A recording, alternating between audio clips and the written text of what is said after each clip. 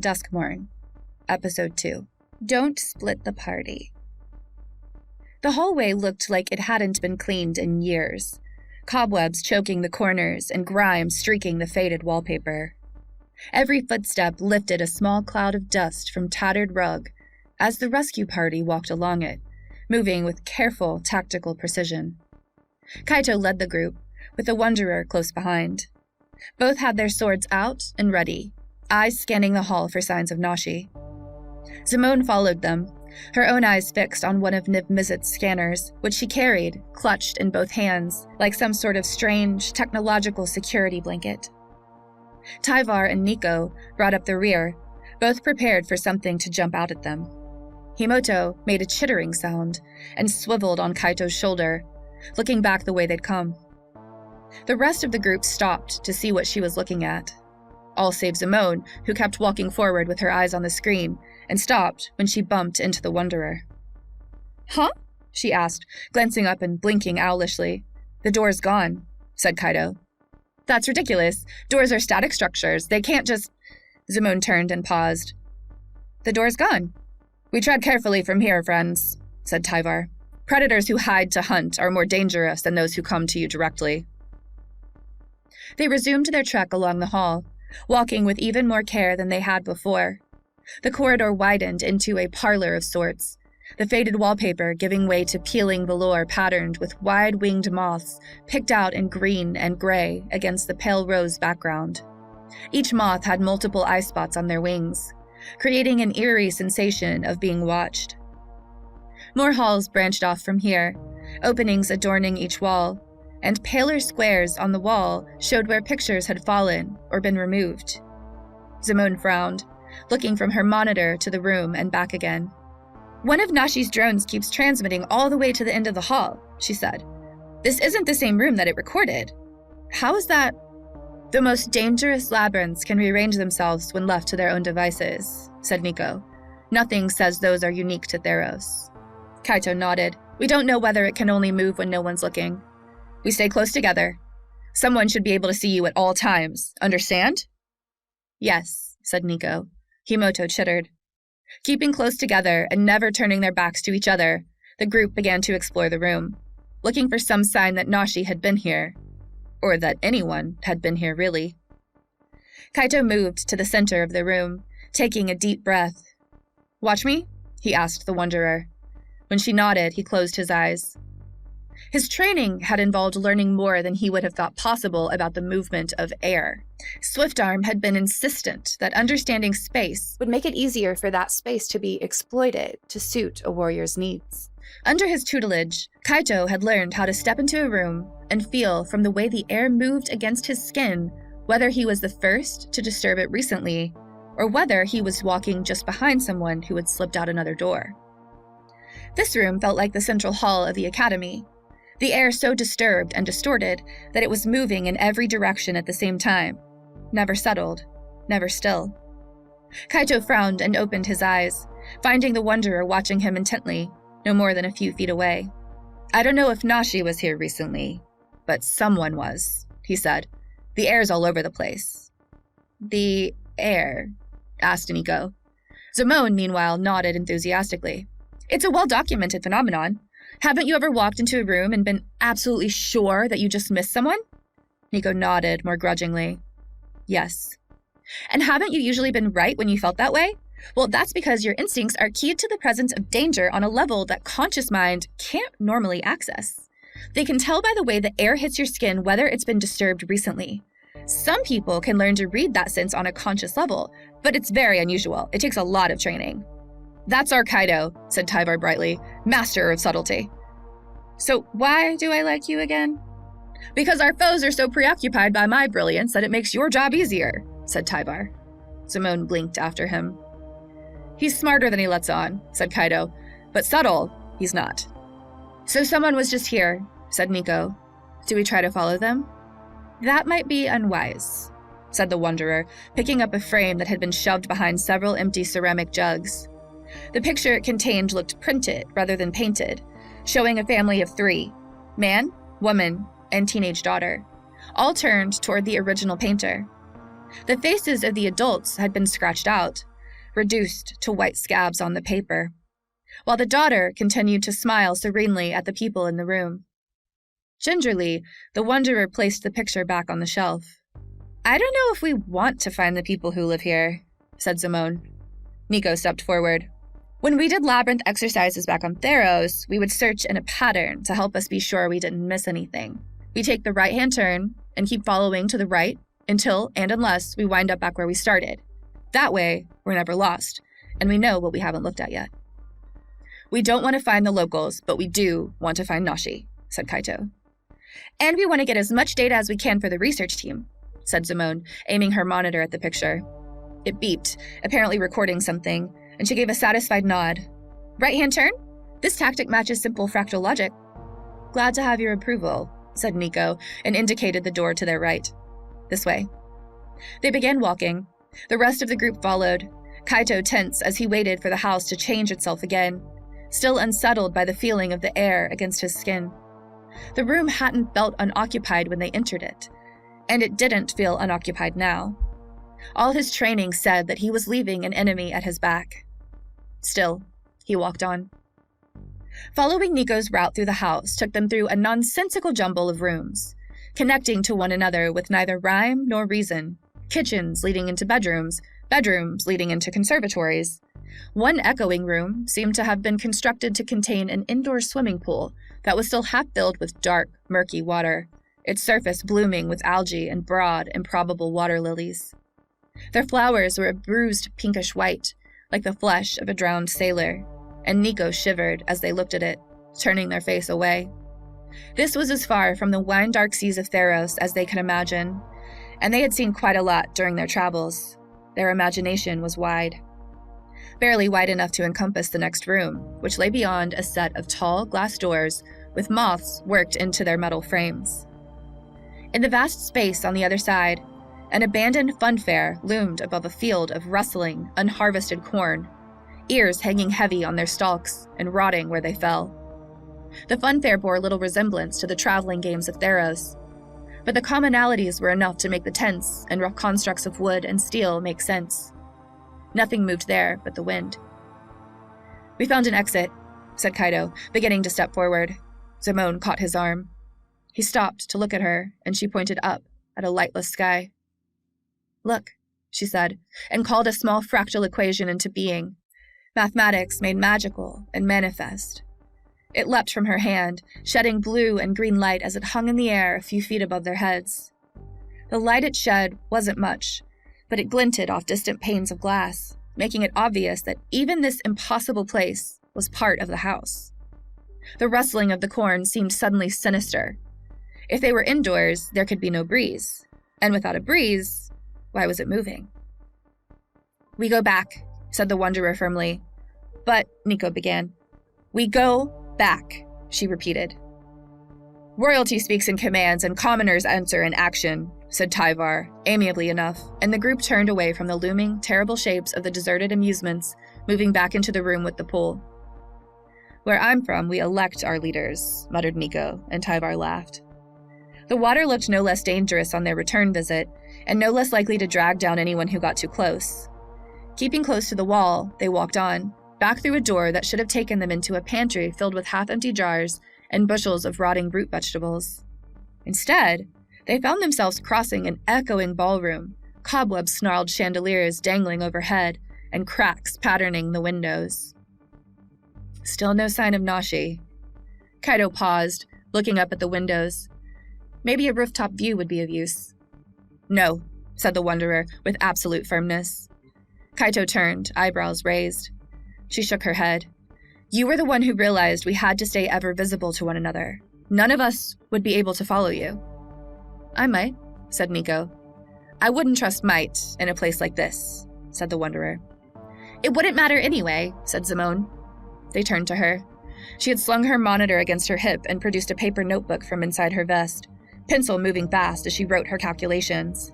"The architecture of this place doesn't make sense. Some of the angles measured differently depending on whether you look at them from the left or the right.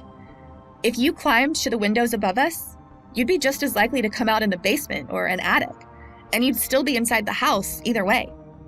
Tyvar scoffed. It's only a house. How large can it be? Large, said the Wanderer. Collectively, they switched their attention to her. She pressed one hand to her temple, shaking her head. This place is... I can't walk the plains any longer, but I can still feel them, the way I did when they pulled me across the blind eternities without my consent. This place is wrong. It feels encased like a moth caught in amber and rotting from within. I'm not sure anything remains of what was once here except the house. There are some fungus that will swallow entire hillsides if allowed to grow unchecked, said Tyvar, uncertainly. Yes, like that, said the Wanderer. This feels like a shell surrounding everything there is of what once was, and I fear it has no limits. We should return to where we lost the door back to Ravnica and see if we can't find a way to open it again. The door vanished, said Nico. We're pretty smart, said Simone. Collectively, I mean. I bet we can figure out how to make the door come back. So we backtrack, said Kaido. This way. They began to move, but had only taken a few steps before someone screamed, deeper in the house, beyond one of the left-hand doorways they had been ignoring during their methodical progress. Tyvar jerked to attention like a hunting hound hearing a huntsman's horn. The voice screamed again. Help me! Help me! Oh, sweet sons, help me! It howled. Tyvar's thin leash on his own heroic urges snapped, and he took off running, shouting, Fear not! I shall save you! Simone's eyes widened. Years of dealing with impulsive Prismari underclassmen had honed her reflexes to a fine point. When someone raced toward danger, it was often down to her to pull them back, so they'd still be alive to pull her back when she started wandering toward danger in a more academic manner. She ran after Tyvar. Come back, she yelled. Tyvar, come back! We have to stay together! Something shattered on the doorway next to her head as she ran through, and then the ballroom was gone, and it was just her and Tyvar and the sound of screaming. On the other side of the door was an empty hall. There was no one there. No one in danger, no one screaming. Only Tyvar, slowing in confusion as he registered the lack of someone in need of rescue. Simone caught up to him, putting a hand on his elbow. We have to go back, she said. But I heard... We all did. I think the house is playing tricks. She glanced back over her shoulder, then froze, paling. That, or it heard us say we didn't want to split the party and thought it would make the decision easier for us. Houses don't think, said Tyvar, half laughing as he turned to follow her gaze. Yeah, well, apparently neither do elf princes because here we are, said Simone. Behind them, where the doorway back to the ballroom should have been, was a wall, papered in faded blue and patterned with more of those ever-present, increasingly ominous moths. These ones had long, swooping tails on their hind wings, giving the impression that they were melting off the paper. Tyvar stepped cautiously forward, reaching out to touch the wallpaper with his fingertips. He pulled back as soon as he made contact, grimacing. Solid, he said, looking to Simone. What do we do now? Simone shook her head. I don't know, but we're going to need to figure it out. I thought you never missed, said Kaido, wheeling on Nico, who was staring at their hands in confusion. Why didn't your shard stop her? I don't, said Nico. I never miss. And you didn't, said the Wanderer. The doorway moved as Tyvar passed through it. Not very far, but enough to skew your aim. Simone was already running. She adjusted without thought. This was a trap. How does a house set a trap? Asked Kaito. I don't know, but I have the feeling we don't have long to figure it out. Kaito had started after Simone as soon as the girl began to run, and was now standing several feet away from the others, alone in a sea of faded marble tiles. He frowned. They'll be back. They have to come back. Do they? Asked Nico. I trust Tyvar. The man who just ran off into certain danger at the first excuse? Nico shook their head. I saw him try to arm wrestle a giant once, because he thought it would make a good story. He may not worship Burgi, but he's one of hers, no question. I like him, but trust him? To choose safety over glory? I don't think so. The doorway remained empty. I think... Kaito chewed the inside of his cheek briefly. I think we go after them. They can't have gone very far. We need to stay together, said the Wanderer. Kaito turned to flash her a bright, cocky smile. That's why I said we, isn't it? He stepped toward the doorway. The floor he stepped onto opened like the mouth of a lamprey. wide and circular and ringed with jagged, downward-facing teeth. Kaito fell, barely managing to jam his sword into the remaining sliver of the floor before he dropped entirely out of sight. The Wanderer lunged for him, shouting his name as she reached. He reached back, and their fingertips almost brushed before the hole in the floor gaped wider, dislodging his sword, and Kaito fell into the blackness, Himoto's eyes the only light that tracked his descent. The Wanderer tensed as if to jump after him, only to stop when Nico grabbed her wrist. She looked back at them, disbelieving, and they shook their head. "No," they said, "not even for Kaito. He's the only one of us who can get out on his own. He's got this." Desperate, she looked back to the hole and found that it too was gone, replaced by smooth floor as if it had never been. She wrenched her arm out of Nico's grasp and sank to her knees, staring at the smooth tile. "But he's alone," she said. "He's alone in this house where everything is wrong and everything is rotting. So we find him," said Nico, offering her a hand up. The Wanderer looked at their extended hand for a moment, blankly, then took it and allowed herself to be tugged back to her feet. "So we find them all," she said. Tyvar hammered on the wall with both fists, sending up a terrible din and bringing cascades of dust down from the crown molding at the top of the walls. "Kaito! Nico! Very pleasant swordswoman without a name!" he shouted. "Can you hear us?" "I don't think they can," said Simone. She had her monitor out again and was facing away from the wall. "Tyvar? What? Problem? I feel we have those in plenty," he said and turned. They were no longer in the hallway. It had been replaced by a massive towering library at least 3 stories in height. The ceiling above them opened in a sort of central courtyard shape to show the levels above. Wrought iron railings shaped into moth wings and spreading branches surrounded each layer of the opening, presumably to keep people from falling to their deaths. The walls were lined with shelves, each one groaning under the weight of dusty books crammed in until no space remained. "It changes when neither of us is looking," he said. "Quantum superposition," she replied. At Tyvar's blank look, she explained. "It's the observer effect. It holds true in physics. In some forms of magic, too. Some interpretations of the Vorzani conjecture say that the multiverse itself seeks observation, in the form of people capable of seeing it from multiple directions at once. I haven't proven it yet, but I'd posit that's part of why the opening of connections between planes has been met with a matching decrease in the number of people who can travel them under their own power. The multiverse can remain stable and observed without that investment of resources." Tyvar didn't look any less blank. Simone sighed. "It can't change if we're looking, or at least not as much." "I see." He looked back to the wall, relieved to find it was still there, not replaced by a bookshelf or another endless hall. "Is there any reason to think this wall is load-bearing in any way?" "Not that I can see," said Simone. "Why?" In answer, Tyvar's skin rippled, taking on the hardwood sheen of the floor beneath his feet, and he pulled back his arm, slamming his fist into the wall hard enough to send fractures racing through the wood beneath the wallpaper. "Ah," said Simone. "Violence." She should probably stay and watch him fight the wall. She knew that. Looking away risked losing him. But the sound of him punching his way into the body of the house was loud and consistent enough that she wasn't particularly worried about him disappearing without a trace. Sometimes being the elvish equivalent of a Lorehold stone mover had its advantages. So she turned and began scanning the shelves around them, making note of the titles she saw represented there, seeking patterns.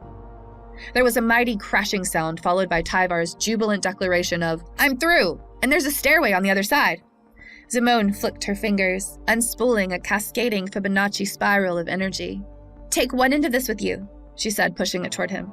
"I'll keep the other one, and hopefully that means we won't lose each other." She should go with him. She knew that. But the books, the lost knowledge of an entire plane, however dangerous, wasn't something she could walk away from easily. Holding tightly to the end of her ribbon of fractal light, she stepped closer to the nearest shelf, trying to decide where to begin. Tyvar frowned a little as he caught the end of Simone's thread, watching her move closer to the books. He knew a lure when he saw one. Many monsters used them to catch their prey, give the appearance of sweetness and something truly desired, and they could take things far too canny to be snared. "Simone? Just come back quickly. There's something about the way the floors are layered here that makes me think you won't be gone long." Tyvar blinked, then he shrugged, turning back to the stairs. He'd tried. Short of picking the young woman up and carrying her with him or staying trapped where they were, he really didn't see another option. He tied the fractal thread around his wrist, then stepped through the hole he'd opened in the wall and began climbing up. The walls of the stairwell were decorated with painted portraits of ordinary people, humans and elves, which became more distorted and wrong as he continued onward. Teeth extended into fangs, hands into claws, and smiles grew too wide for the faces that wore them, until it seemed like their heads should split in two. Tyvar shuddered and kept walking. After phyrexia, anything which distorted the body without the invitation of its owner transcended horror, becoming a violation of the natural order of things. True, these people could have stopped their transformations, but there was a glinting despair in their painted eyes that made him think they had done no such thing. He walked through a gallery of nightmares, and he was well pleased when he saw a doorway up ahead to the next landing. He walked faster. The thread around his wrist extended to stay with him, and as it didn't rebound to flutter uselessly against his skin, he assumed Simone still held her end, safe in the library that seemed to be her natural environment. Tyvar kept walking, stepping through the doorway and into a narrow aisle between heavily laden bookshelves. They were filled with dusty, tight-packed books. He was back in the library. His stomach sank. He continued onward to the end of the aisle, where he heard Simone's voice call, "Psst, Tyvar, over here." He looked to the left. There was Simone, the other end of the thread tied around her own wrist, waving vigorously with her free hand. He walked toward her, dispirited. "I fear we may be in dire danger, friend Simone," he said. She nodded. "I think you're probably right. Come help me move the archivist ladder. I need to get to the top shelves." She tugged the thread, which dissolved into glittering light as it fell away, and walked deeper into the library. Not wanting to lose sight of her again, Tyvar followed. Nico and the Wanderer attempted to backtrack their way through the transformed, ever-shifting house, taking the turns that corresponded to the ones they'd taken before, moving with grim purpose through eerie, unfamiliar rooms. For a whole series of lushly appointed parlors and bedrooms, the air was so hot their clothing became almost unbearable, leaving them miserable and sweaty. It was followed by a long corridor with walls of glass that looked like it had been built for a grand royal conservatory, a passage for the gardeners to use in their daily labors. But outside those glass walls was no garden green, but a drowned world of flooded rooms, filled with rotten, floating furniture and bloated books that floated to and fro on impossible currents. "I'm going to take a bold stand and say that I don't like it here," said Nico. "It's pretty awful, actually." The Wanderer cracked a slight smile, her first since Kaido's disappearance. "I think you'll find general agreement for that position." "I'm sorry about your friend." Nico paused, then added, "The one we came here to find." "Nashi, yes. His mother was very dear to me, and I owe his family a great debt. She died in the invasion." "I'm sorry to hear that. I was sorry to kill her." Nico shook their head. "If she died in the invasion, you didn't kill her. Phyrexia did. You just made sure it would stick." The Wanderer sighed. "If I could believe that, I might sleep easier. I owe my life to the people of Kamigawa, and she was among the best of them. She may have died at Phyrexia's hand, but we've seen some lost that way return to us. If I'd been slower in my defense, less determined, she might be with us now. Or Kamigawa might be gone." The Wanderer blinked. She hadn't considered that, and so for a while they walked in silence, her thoughts threatening to overwhelm her. A door came into view ahead of them, heavy metal with frosted hinges, entirely out of place in the delicate glass wall. Both of them frowned, but it was Nico who reached for the latch and pulled the door open, releasing a burst of freezing air. Cautiously, they slipped through, and the door swung shut behind them, sealing them in. They were in a cold room with stone floors, heavy iron chains hanging from the ceiling, the hooks at their ends driven into massive cuts of meat. The Wanderer scanned the raw, skinned bodies, relieved when she saw nothing that appeared either human or Nezumi. The house didn't bring them here to gloat over Nashi's death, at least. Not yet. Nico and the Wanderer moved in silence between the dangling cuts of meat, careful not to lose sight of one another. The house had already claimed 3 among their number. All they could do now to help their companions was make it back to Ravnica and ask Niv-Mizzet for aid. Surely he had a plan for what to do if the first team went missing. Surely he would give them resources to bring their people home. Surely. The cold room seemed almost endless. There were no walls in sight, only hanging carcasses and chains waiting for the delivery of the next kill. Abruptly, Nico thrust their arm out, stopping the Wanderer from going any farther. She shot them a sour look, and they nodded toward the far side of the room where they could see the chains swinging back into place, as if something massive had pushed the hanging carcasses aside. The Wanderer drew her sword, taking up a fighting stance, while Nico pulled several shards of magic out of the air, rotating them above their fingertips. The pair prepared for the battle sure to come, and as such, were entirely unprepared for the hands which reached out from behind them and yanked them hard behind the nearest hanging, flinched behemoth. Whatever it had been in life, it had resembled some sort of sloth, all solid muscle and long limbs tipped in wicked claws. Now it was a serviceable wall. Nico and the Wanderer whirled, ready to fight. The pale, narrow-faced man who had pulled them behind the beast backed away, hands up like he was trying to ward them off. He pressed a finger to his lips, pulling a sheet of paper out of his pocket and holding it out to them. There, written in several scripts, including Theron and Kamigawan, was the phrase, "Be quiet." It didn't translate exactly. The Kamigawan text read, "Utter no sound," but the meaning was the same, no matter what. The pair looked at him in quizzical silence, and he nodded exaggeratedly before pulling a slingshot out of his other pocket. He produced a ball of what looked like blood-matted hair from the same pocket, slipping it into the slingshot's cup as he pulled it back and nodded toward the room behind them. Nico and the Wanderer turned to peer around the edge of the carcass into the chain-filled room. As they watched, a figure came stalking through the carcasses, tall and wiry. Wild and unkempt hair sprouted around a mask, which covered the upper part of its face, revealing only two mad, searching eyes. It wore a canvas apron covered in unmentionable stains and carried a cleaver. The stranger pulled back the cup of his slingshot even farther before letting it fly, sending the ball of bloody hair sailing into the dark beyond the figure. He missed. He missed, and the figure continued to stalk silently, menacingly toward them. Then the ball of hair hit one of the distant chains, setting it rattling, and the figure whipped around with terrifying speed to face the sound. It stalked toward the motion, only to step into a bear trap that had been concealed by the fog on the floor. It howled, struggling to free itself. The smell of blood filled the air. The stranger pocketed his slingshot before gesturing for the others to follow him, a satisfied look on his face as he slid silently between carcasses.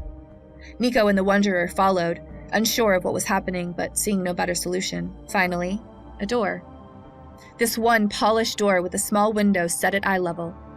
The stranger eased it open, and they followed him out to yet another parlor, this one warm, as if to offset the freezing room they'd just escaped. A small fire crackled in the fireplace at one end of the space. The bookshelves were almost empty, clearly looted to feed the fire. "Razorkin," said the stranger. "The ones you find in the flood pits aren't used to hearing sounds not echoed through water. You can distract them sometimes. That was a big one. You wouldn't want to fight it head-on. You'd lose." Nico, meanwhile, was giving the newcomer a frank once-over. He had spiky, scraggly black hair and wore a long, loose jacket vest over clothing that looked like it had been patched together from a dozen different sources. Nico was fairly sure some of the pieces had originally been wallpaper. "What's your name?" they asked. "Winter." "And how long have you lived in the house, Winter?" "All my life," said the stranger. He shrugged. "There isn't anything else. The house is the world, and the world is the house. And once it has hold of you, there's nowhere else to go. You'll see that soon, if you don't already. You belong to Duskmourn now."